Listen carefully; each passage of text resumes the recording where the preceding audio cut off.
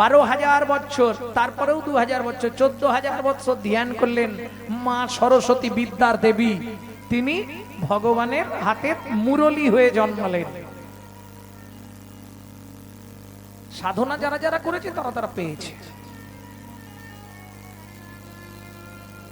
কষ্ট ছিল। সত্যযুগে নাম ছিল কিন্তু প্রেম ছিল না। কৃত যদ্রায়াত বিষ্ণু, সত্যযুগের নাম কি ছিল? নারায়ণ পরাবেদা, নারায়ণ পরাক্ষরা, নারায়ণ পরাগতি, নারায়ণ পরামুক্তি। নারায়ণ পরাবেদা, নারায়ণ পরাক্ষরা, নারায়ণ পরাগতি, নারায়ণ পরামুক্তি। নামে উদ্ধার ছিল না, প্রেম নাই তো। ধ্যান করে উদ্ধার হতে হবে। সত্য চলে গেল, জীবনের একটা শূন্য কমে গেল। কেন শূন্য কমলো? ভগবান কখনো জনি সম্ভবা নয়। আমাদের মতো মাতৃ গর্ভতে ভগবান তো সৃষ্টি নয়। শূন্যাতীত শূন্যকার থেকে এসে জীবের আয়ু শূন্যের ওপর এক পা তুলে দাঁড়ালেন। একটা শূন্য কমে গেল, বুঝে নিয়ে গেল। যেই একটা শূন্য কমে গেল, সত্য চলে গেল, তেতা এলো, তাহলে তেতার পরমায়ু একটা শূন্য কমলো। কত? 10,000 বছর। মানুষ কমে গেল, 14 হাত লম্বা, 7 কমলো। কি করলে ভগবানকে পাবে? যজ্ঞ করলে ভগবানকে পাবে। দেখবেন যত বড় বড় যজ্ঞ সব তেতা যুগে। রাজসিক যজ্ঞ, অশ্বমেধ যজ্ঞ, নরমেধ যজ্ঞ, কৃতার্থ যজ্ঞ, বড় বড় যজ্ঞ সব তেতা যুগে। যজ্ঞের দ্বারা ভগবানকে লাভ করা যেত। আচ্ছা, যদি আমরা মনে করি কলিযুগে ধ্যান করে ভগবানকে লাভ করব, হবে না? এখন কলিযুগে ধ্যান করব, মুখে বলতে পারবো, মন থেকে করতে পারবো না। কেন পারবো না? তার কারণ হচ্ছে দুটি কারণে আপনি কলিযুগে 10 মিনিট চোখ বন্ধ করে বসতে পারবেন না। আর যদিও বসে থাকেন, আপনি বসে আছেন, মন কিন্তু ভেতরে নেই, সে পালিয়ে গেছে। আপনি চোখ বন্ধ করে বসেছেন, মন কিন্তু বেরিয়ে চলে গেছে, সে থাকবে না। কেন? কারণ কি? দুটি কারণ। চিত্ত চঞ্চল দেহ দুর্বল, চিত্ত চঞ্চল দেহ দুর্বল, ও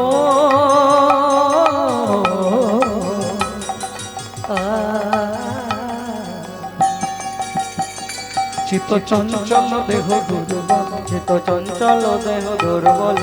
ধ্যান হবে না কলিকালে, ধ্যান হবে না কলিকালে, না না ধ্যান হবে না কলিকালে, ধ্যান হবে না কলিকালে। চিত্ত চঞ্চল দেহ দুর্বল, চিত্ত চঞ্চল দেহ দুর্বল, চিত্ত চঞ্চল দেহ দুর্বল। বুঝে নেওয়া গেল? ধ্যান করতে পারবেন না কলিযুগে। 5 মিনিট বসে থাকলে চোখ বন্ধ, কিন্তু মন চলে গেছে অন্য জায়গায়, থাকতে পারবেন না। এটা হচ্ছে কলির প্রভাব। ভক্তমন্ডলী, ভক্তিমতী মায়েরা, তাহলে যদি যজ্ঞটা করা হয় কলিযুগে, যজ্ঞ করলে তো হবে। যার পয়সা আছে সে তো যজ্ঞ করতেই পারে। কি ঘিয়ের দাম যতই হোক, কাঠের দাম যতই হোক, ব্রাহ্মণ যত টাকা চাক, ইচ্ছা করলেই তো যজ্ঞ করব। বললে পারবে না। কেন? এই কিরকম জানেন? একটা কথা বলি, মেয়ের বিয়ে দেব যেদিন ঠিক করলাম, সবার প্রথম গেলাম পণ্ডিতের বাড়ি। পণ্ডিত মশাই, আমার ডেটটা ভালো দেখে দেখে দিন। একদম বাৎসরের মধ্যে সেরা ডেট যেটা, সেই ডেটে আমার মেয়ের বিয়ে। সবাই বলেছে ভালো দিন দেখে বিয়ে দিলে মেয়ে নাকি খুব সুখী হবে।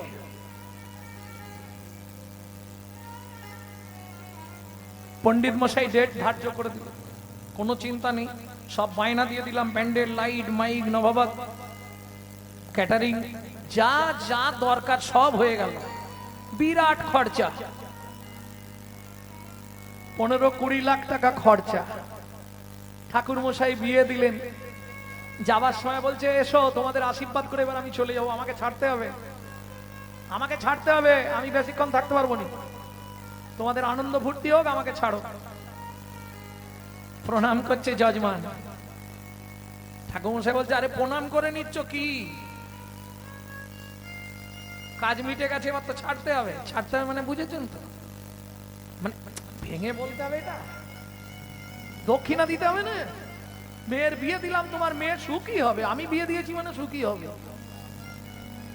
ঘর যদি নাও করে সুখী মোটামুটি হবে।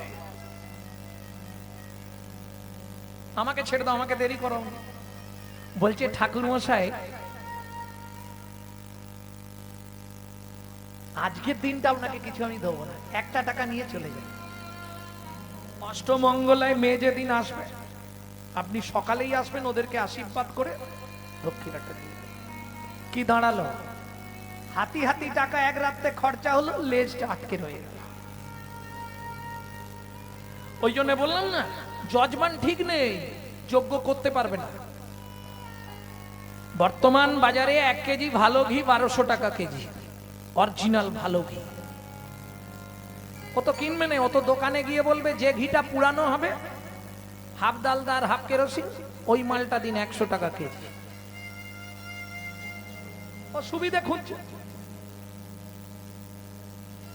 তাহলে অরিজিনাল মালও নেই, মাল সব ভেজাল। আর যে যজ্ঞ করাবে সেও ভেজাল, যে যজ্ঞ করবে ব্রাহ্মণ সে তো ভেজাল। কে অরিজিনাল ব্রাহ্মণ পাবে বাজারে? নেই বললে ভুল হবে, আছে, খুব কম, খুঁজে পাওয়া খুব মুশকিল, মাথা চুলকাতে হয়। ব্রহ্ম জ্ঞানাত্মানাং ব্রাহ্মণো যথা সম্ভব। আমার মনে হয় খুব কম ব্রাহ্মণ আছে যারা সন্ধ্যায় গায়ত্রী করে, আছে, নেই বলবো না, নেই বলবো না, আছে, কিছু কিছু আছে। ব্রাহ্মণ হবে বেদজ্ঞ, বেদ পাঠ করতে হবে তাকে। বললে আমি তো গরিব ব্রাহ্মণ, আমার বেদ কেনার পয়সা নেই, তাহলে আমি কি করব? বললে বেদ যদি না কিনতে পারো, বেদের মায়ের নাম করবে প্রত্যেক দিন, বেদের মাকে গায়ত্রী। ওই জন্য দেখবেন ব্রাহ্মণ দীক্ষা যখন হয়, আমাদের পৈতা হয়, উপনয়ন। ব্রাহ্মণের 3টে চোখ, তো 2টো চোখ সবার, ব্রাহ্মণের 3টে চোখ, জ্ঞান নয়ন একটা থাকে। যে জ্ঞান নয়নটা শূদ্ররাও পায় গুরু দীক্ষার পর। বুঝে নিয়ে গেল? ওপরে নয়ন মানে উপনয়ন। সেটা কিসের জন্য? না তিনি বেদ অধ্যয়ন করবে। যদি বেদ পড়তে না পারো, তাহলে বেদ মাতা গায়ত্রীর নামটা তোমাকে 3 বার করতে হবে, বলে না ত্রিসন্ধ্যা গায়ত্রী, তবে তুমি ব্রাহ্মণ হবে। 9টা গুণ তোমার মধ্যে থাকতে হবে, তবে তুমি ব্রাহ্মণ।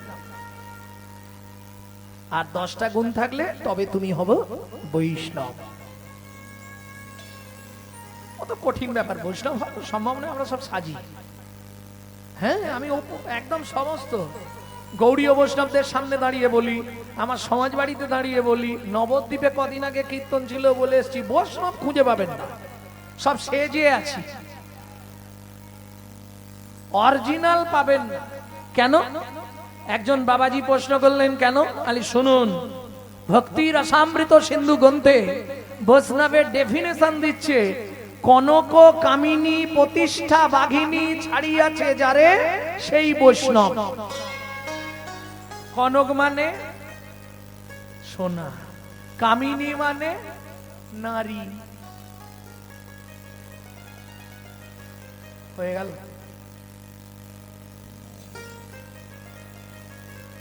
খুঁজে পাওয়া মুশকিল। বৈষ্ণব হইতে মোর মনে ছিল 7, 3 শ্লোক পড়েই পড়ে গেলাম। মহাপ্রভু সনাতন শিক্ষায় যে 8টা শ্লোক, বৈষ্ণব হতে গেলে তাকে কি করতে হবে, ওই প্রথম শ্লোকেই সব বাদ পড়ে যাবে।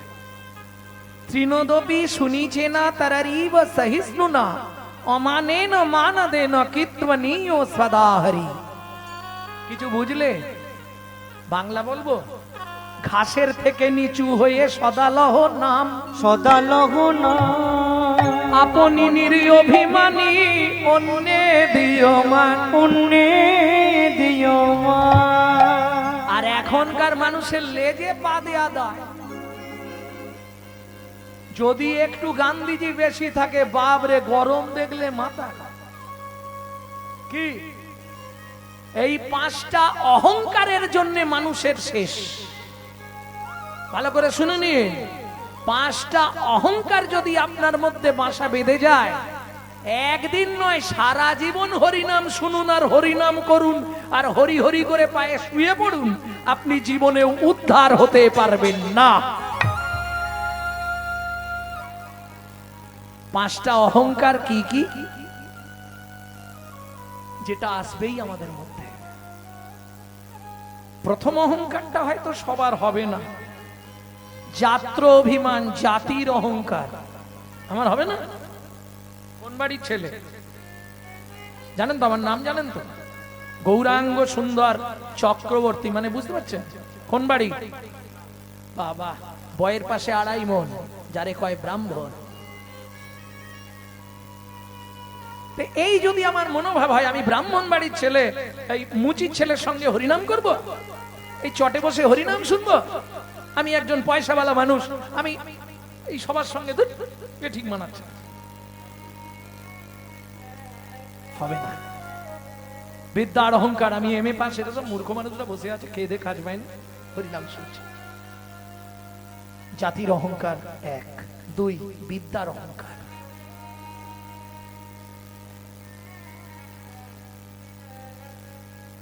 জাতিবিদ্যা। এবার আসছে মহত্বের অহংকার, ওই আমার গাড়ি বাড়ি টাকা আছে। তারপরে যেটা হয় ওটা পুরুষদের কম হয়, নারীদের বেশি হয়, যদি একটু দেখতে সুন্দরী হয়, রূপের অহংকার।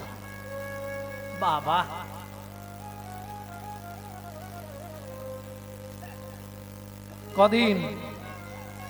কদিন থাকবে?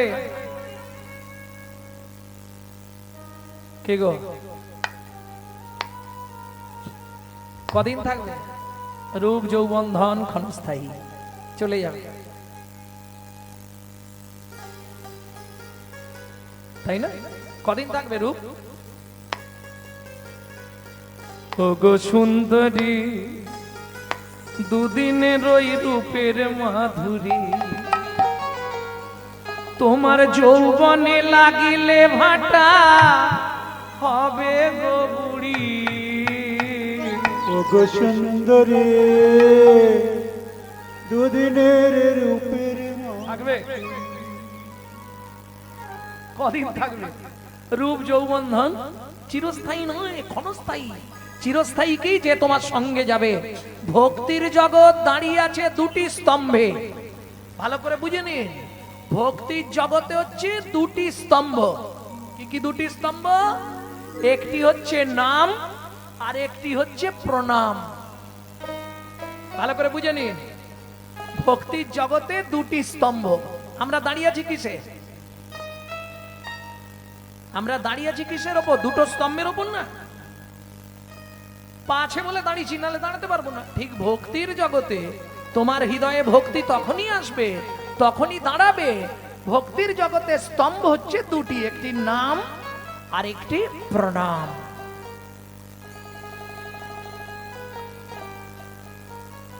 আমার কথাগুলো বোঝা যাচ্ছে? এইবার নাম, একটা শাড়ি, এই আস্তে এগিয়ে বসো না, সামনে এত জায়গা, এগিয়ে এলে তো ভালো হয়, সামনে এত জায়গা আছে। একটা হলো এদিকে ফাঁকা, ও বললে হবে না, রাস্তায় বসে। ভক্তির জগতে 2টি স্তম্ভ, একটি নাম একটি প্রণাম। নাম করে সিদ্ধি লাভ করলেন কে? নামের দ্বারা সিদ্ধি লাভ হলেন কার? তিনি হলেন নামাচার্য হরিদাস ঠাকুর। নাম করে এইভাবে সিদ্ধি লাভ, জলজান্ত প্রমাণ। পৃথিবীতে কোন বৈষ্ণব আজ পর্যন্ত দিতে পারে না। কোন বৈষ্ণব, বহু বড় বড় বৈষ্ণব, সনাতন গোস্বামী, রূপ গোস্বামী, ভক্তির জগতে বহু বৈষ্ণব, কিন্তু এ প্রমাণ কেউ দিতে পারেনি নাম করে সিদ্ধি লাভ। একমাত্র হরিদাস ঠাকুর। কত নাম করত, 24 ঘন্টায় 3 লক্ষ, আবার 3 লক্ষ নাম মানে বুঝলেন তো? আচ্ছা, আমরা যদি মনে করি একদিন 3 লক্ষ নাম করব, হবে? হবে না? হয়তো আদা জল খেয়ে যদি লাগা যায় সকাল থেকে, তাহলে পরের দিন সকালকে হয়তো কমপ্লিট হতে পারে। সেটা একরকম ভাবে হলে, শুধু জপ করে একদম বন্ধ দিলে হবে। হরে কৃষ্ণ হরে কৃষ্ণ কৃষ্ণ কৃষ্ণ হরে হরে, বন্ধ দিলে হবে, একদম মেলের মতো চলতে হবে, তাহলে হলেও হতে পারে। কিন্তু হরিদাস ঠাকুর 3 লক্ষ নাম 3 রকম ভাবে করতেন।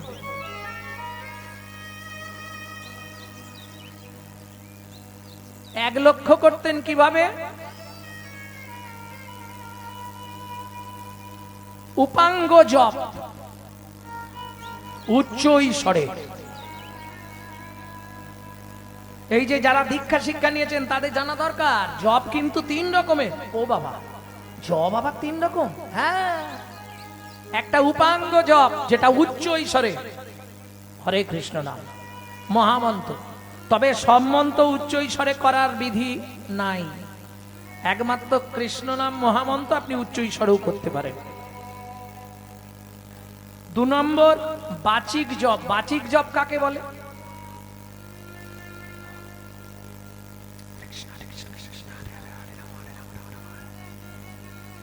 এটা যখন করব উচ্চাঙ্গ জপ, বাচিক জপ উচ্চ ঈশ্বরে হবে। আর একটা হয় মনে মনে, জিভ নড়বে না, মুখও খুলবে না, বন্ধ সব।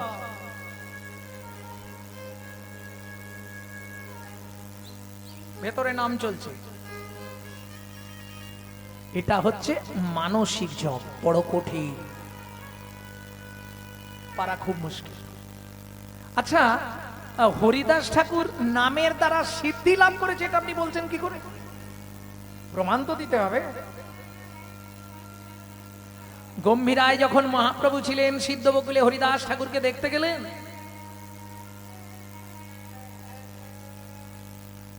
তোমার কি ইচ্ছা হরিদাস? প্রভু, নয়নে হেরিব তোমার ও চাঁদ বদন, হৃদয়ে ধরিব তোমার ও রাঙা চরণ। শ্রীকৃষ্ণ চৈতন্য নামে বলতে বলতে যেন হয় গো মর।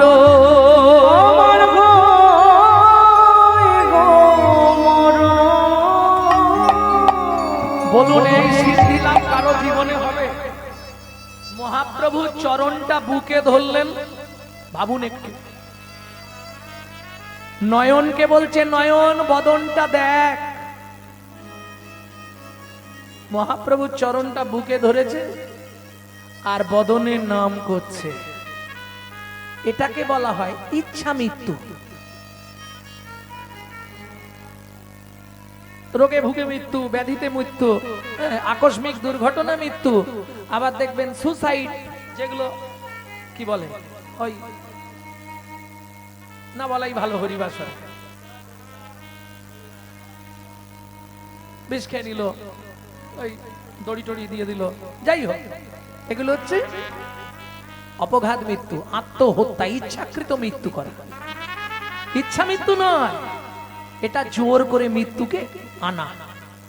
ইচ্ছা মৃত্যু হরিদাস ঠাকুর, এটা বড় বড় সাধকদের হয়। প্রথম করে মনের ওপর সংযম, তারপরে করে প্রাণের ওপর সংযম। প্রাণায়ামের দ্বারা প্রাণকে সংযম করে ফেলতে পারে, যেটাকে সমাধি, এটা সাধকদের সম্ভব। তাহলে হরিদাস ঠাকুর নামের দ্বারা উদ্ধার হয়ে গেল কলিযুগে। সত্য তেতা দাপর পরিচর্যা। পরিচর্যা মানে পূজা করা। ও মায়েরা, বাড়িতে প্রত্যেকদিন পুজো করেন তো নাকি? কারা পুজো করেন বাড়িতে? হাত তুলুন দেখি। বাহ, ভালো। কিছু করুন না করুন, পুজো করবেন। আমাকে একটুখানি বলুন, পূজা কাকে বলে? তা বুঝি নে, ওই দুটো করে নকল দানা দিয়ে দি, ঠাকুর খাক খাক না খাক তুলে এনে নিজেরাই খেয়ে নেব। হ্যাঁ, এই আলাদা থালা পাওয়া যায় জানো, অর্ডার দেয়া, 2 টাকা না 3 টাকা করে দাম, এইটুকু। ওতে 2-3টে করে নকল দানা দিয়ে ভগবানের সামনে ধরে দেবে, তাই তো? একবারও ভাবে না আমি যদি ভগবানকে নকল দানা দিই আমি জীবনে আসল দানা পাবো তো? কি এ কিরম হলো যেন, জারি শিল তারি নোড়া তারি ভাঙে। আমি কিছু বলবো নি, তোমরাই বলে না।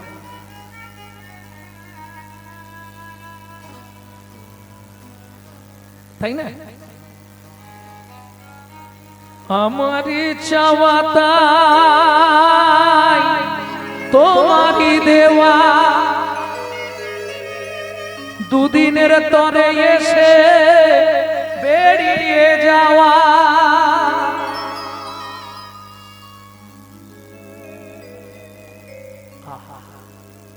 আমি চেয়েছিলাম, তুমি দিয়েছিলে, কিন্তু আমি বুঝতে পারলাম না জীবনে। তাহলে পরিচর্যা, পূজা, পূজার দ্বারা ভগবান লাভ হবে যদি পূজা ঠিক মতো করা যায়। পূজা কাকে বলে? প্রবৃত্ত উপাচারে জগৎপতির মনকে আকৃষ্ট করার নাম পূজা। বুঝে নেওয়া গেল? পূজা। প্রবৃত্ত উপাচারে জগৎপতির মনকে আকৃষ্ট করার নাম পূজা। তোমার মনই প্রবৃত্ত নেই আর তুমি কি উপাচার প্রবৃত্ত করবে? মন ভালো নয়, তীর্থ করে মিটামিটি খেটে মরে। তাহলে ভক্তির জগতে 2টো স্তম্ভ, একটা নাম আর একটা কি বলেছিলাম ভুলে গেছি, প্রণাম। নাম করে উদ্ধার হলেন হরিদাস ঠাকুর। আচ্ছা বলুন, প্রণাম করে উদ্ধার হলো কে? আমরা তো এখন প্রণাম করা ভুলে গেছি। কি বর্তমান কলিকাল, গুরু এলে নোয়ায় না মাথা, পাছে তেড়ি ঘেঁটে যায়, পাছে তেরি ঘেটে যায়। ভাইরে শ্বশুর আর শাশুড়ি এলে পড়ে থাকে তাদের পায়ে, পড়ে থাকে তাদের পায়। গুরু এলে মাথা নোয়াবে না, শ্বশুর শাশুড়ি এলে সবসময় গর্ব। এই হলো জগৎ, তাই না? ভক্তমন্ডলী, ভক্তিমতী মায়েরা, একটু বুঝতে পারছেন আমার কথাগুলো? প্রণাম করতেন প্রত্যেক দিনকে, প্রণাম করে করে উদ্ধার হয়ে গেল। তিনি কে জানেন? কে? তিনি হলেন রঘুনাথ দাস গোস্বামী। ওই যে 6 জন মাস্টারমশাই, তাতে রঘুনাথ দাসের নাম আছে। জয়রূপ শ্রী সনাতন ভট্ট রঘুনাথ, শ্রীজীব গোপাল ভট্ট, একদম শেষে দাস রঘুনাথ। রঘুনাথ দাস হিরণ্য গোবর্ধন দাসের একমাত্র পুত্র, বংশের একটাই ছেলে।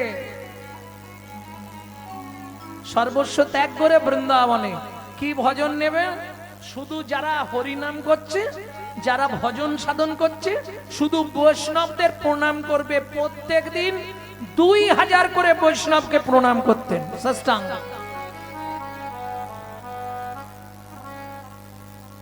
তাতে কি লাভ হলো?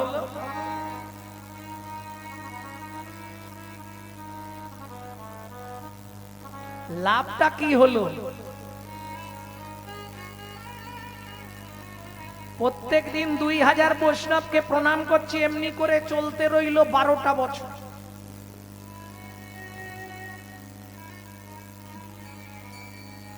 নীলাচলে এসে যখন মহাপ্রভুকে দেখতে গেলেন, মহাপ্রভুর চোখে জল। প্রভু তুমি কাঁদছো কেন? রঘুনাথ, আমার জন্যও এনেছিস কি? আজ এতদিন ধরে যা সঞ্চয় করেছিস আমাকে তার কিঞ্চিত দে। কি বলছো প্রভু? আমার কাছে তো কিছুই নেই।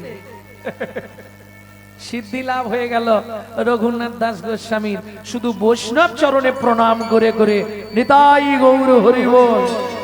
প্রেম সে বলো চৈতন্য মহাপ্রভু কি। এইবার চলো, লীলাটা তো অনেক বড়, দেরি করা যাবে না, রাত্রি হয়ে যাবে। এক মুখে কি কহব গোরা চাঁদের লীলা, হামাগুড়ি দিয়া রঙ্গে চলে শশীর বালা। চলে ও মায়েরা, শশীর বালা। বাচ্চা যখন হামাগুড়ি দেয় দেখতে সুন্দর লাগে না? তার চেয়ে সুন্দর লাগে যদি রস টপে। রস টপে মানে বোঝেন তো? নাগরীরে চেয়ে দেখ লালে মুখ ঝড় ঝড়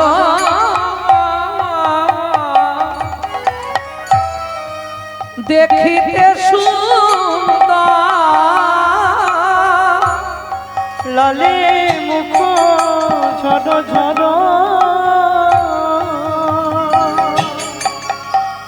ওগো দেখিতে লালে মুখ আমার গোরা আমার আমার আমার গোরা লালে মুখ লালে মুখ লালে মুখ। ও মায়েরা, এটা মায়েরা বলতে পারবে কি কারণে বাচ্চাদের লাল পড়ে। জয় রাধে। বলতে পারবে না? সন্তান গর্ভে থাকাকালীন মা যদি আশা পূরণ করে খাদ্য খাবার না খায়, কিছু খাবার আশা রয়ে যায়, বাচ্চা ভূমিষ্ঠ হয়ে যায়, ও বাচ্চা বাবা শেষ পর্যন্ত ও যতই বড় হয়ে যাক ওর পড়তেই থাকবে। ও যার ঘরে আছে সে বোঝে বালিশ ভিজে যায় প্রত্যেক দিন, ও পড়বেই লাল, বন্ধ করতে পারবেন না, কোনো ওষুধ খাইয়ে বন্ধ হবে। গোড়ায় গলদ হয়ে গেছে না, ওই জন্য ফলে পোকা লেগে গেছে। গোড়ায় গলদ হলেই ফলে পোকা লাগে। লালে মুখ ঝড় ঝড় অনাগরি দেখিতে সুন্দর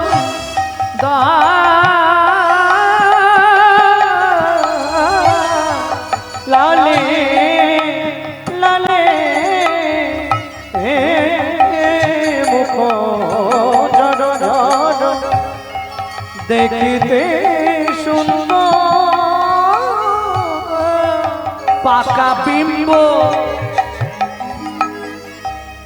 ফল যিনি সুড়ঙ্গ অধর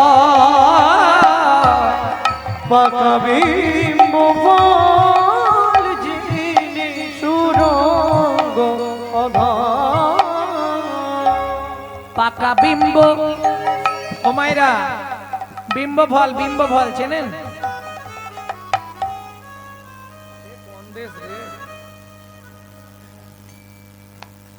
কি গো, বিম্ব ফল চেনো না? কুঁদরি চেনো? কুঁদরি, বাহ। কুঁদরির মতো আরেকটা ওই বনে জঙ্গলে হয়, তেলা কচু। তেলা কচুর বিশুদ্ধ বাংলা নাম হলো বিম্ব ফল। ওটা পেকে গেলে যে কালারটা হয়, টিয়া পাখির ঠোঁটের মতো, মহাপ্রভুর ঠোঁটটা ওই রকম দেখতে ছিল। পাকা বিম্ব ফল যিনি সুড়ঙ্গ অধর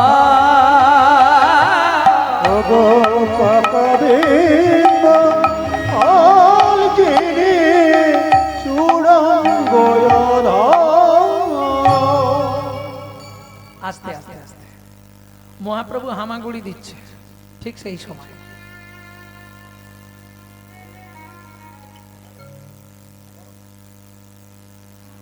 সেই সময় দস্যু মেষমালি ওই পথ দিয়ে ফিরছে। এখন সর্বাঙ্গে মহাপ্রভু ছোটবেলায় কিছু পড়তো না, আর বাচ্চাদের খুব ছোট অবস্থায় তো মায়েরা কিছু পড়ায় না, সাধারণত ওই খাই দাই গা হাত মুছিয়ে ছেড়ে দিল, ও এবার হামাগুড়ি দিচ্ছে, খেলছে।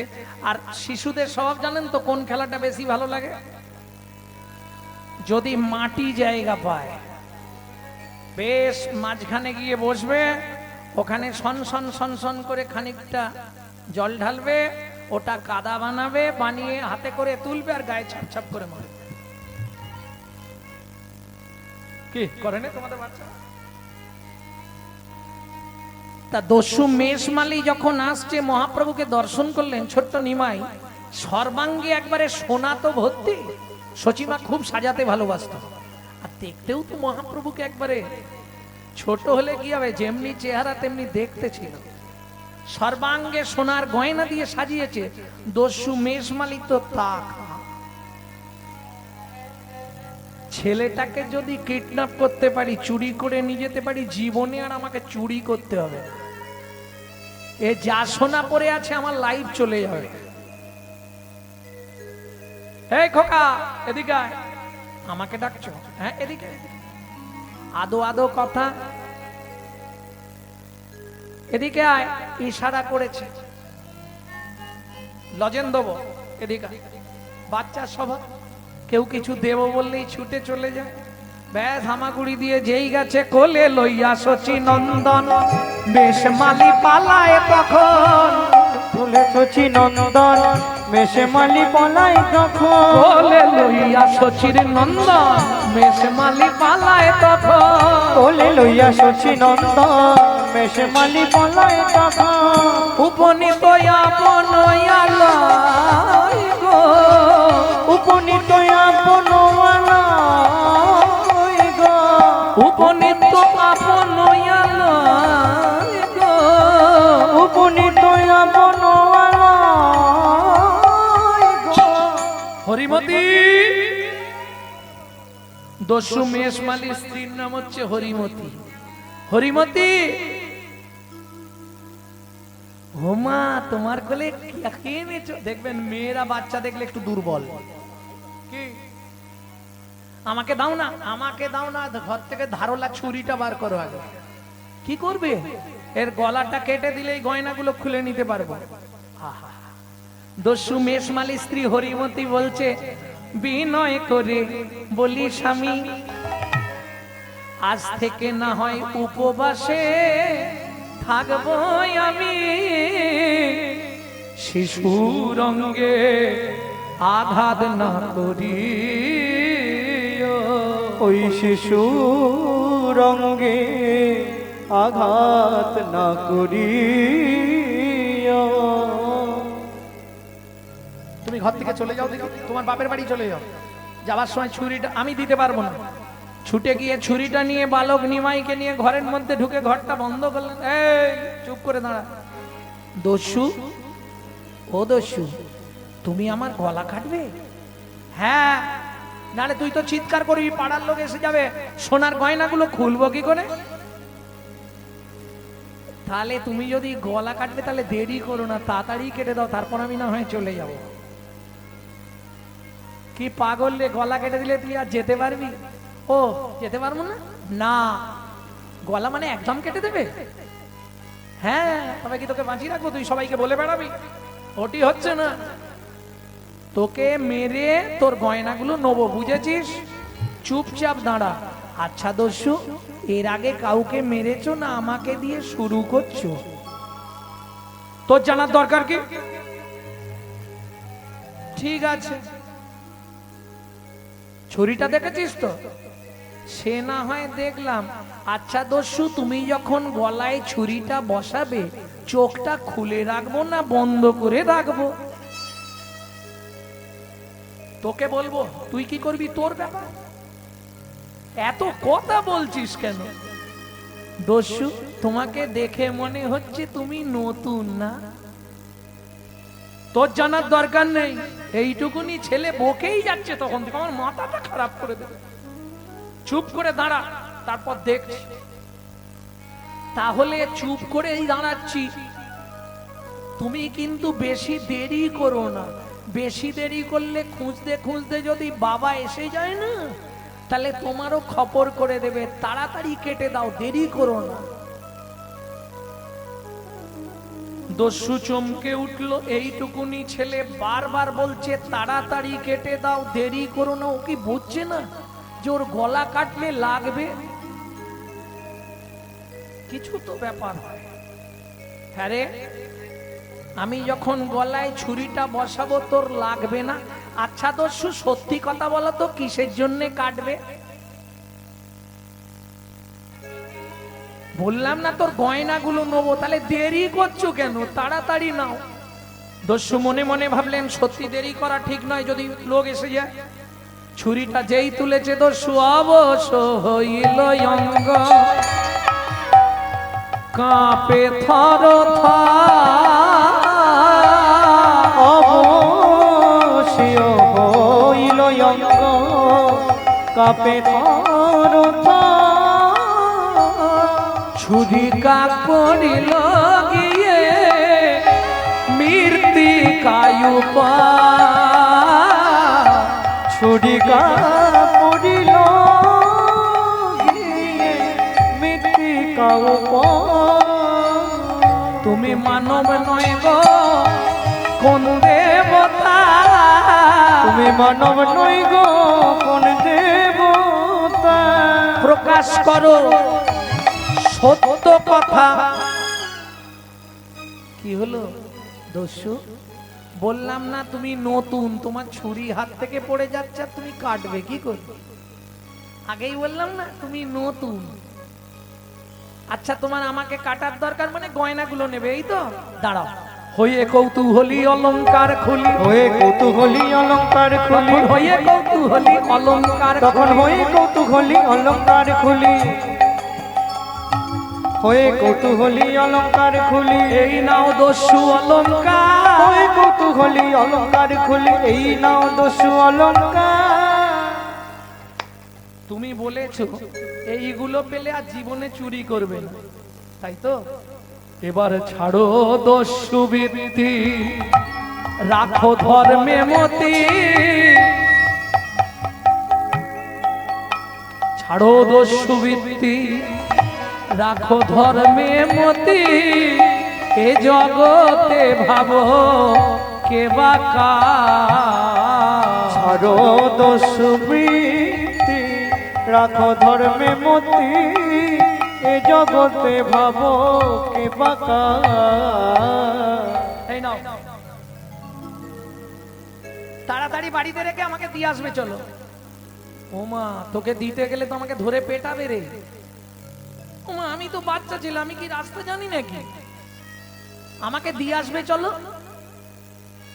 মারবে না, কেউ তোমাকে কিচ্ছু বলবে না, আমি বাবাকে বুঝিয়ে বলে দেবো, তুমি দিয়ে আসবে চলো। ঠিক আছে দাঁড়া। কি দাঁড়াবো? গয়নার পুটলিটা নিয়ে যাই, যদি মারধর করে ফেরত দিলে কম মারবে। মাল ফেরত দিয়ে দিলে কম মারবে না? এমনি দু চারটে মারবে, যদি মালটা বের করে দিয়ে দিই পট করে তাহলে একটু কম মার খাবে। এটা সঙ্গেই নিয়ে যায়, যা হয় দেখা যাক। চল। ও মা এইভাবে নিয়ে যাবে কি করে? আনার সময় তো তুমি কোলে করে নিয়ে এলে। বাপের ঠাকুর রে হেঁটে হেঁটে চ, আমি হাঁটতে পারবো না। কিসে যাবি? তোমার কাঁধে উঠি না। ওহ, জানের জ্বালা বাবা তোকে এনে। ঠিক আছে ওঠ। দস্যুর কাঁধে বসেছে, হাত দিয়ে মাথাটা চেপে ধরেছে, পা দুটো বুকে বারবার লাথি মারছে। পরশমণির স্পর্শ লাগলে লোহা যেমন সোনা হয়, লোহা যেমন সোনা হয়, মহাপ্রভুর কমল চরণের পরশে, কমল চরণের পরশে দস্যুর হৃদয়ে সোনা হয়ে গেল, দস্যুর হৃদয় সোনা হয়ে গেল, হৃদয় সোনা হয়ে গেল, দস্যুর হৃদয় সোনা হয়ে গেল। দস্যু চরণ দুটি বক্ষে ধরে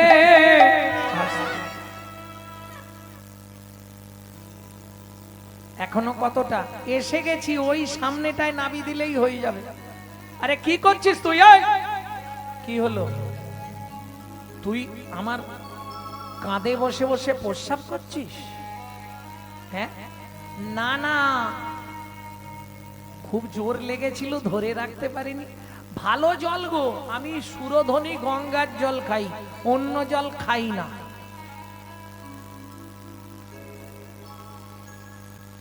কি করলো? কৃপা হয়ে গেল, সর্বাঙ্গটা ধুইয়ে দিল, চরণটা বুকে দিয়ে দিল। এইবার চলুন। ওই আরে লোকটা লাঠি নিয়ে দাঁড়িয়ে আছে, ওইটাই আমার বাবা। তুমি কিছু বলবে না, তুমি শুধু নাবি দেবে, যা বলার আমি বলে দেবো। ঠিক আছে চল। যেই না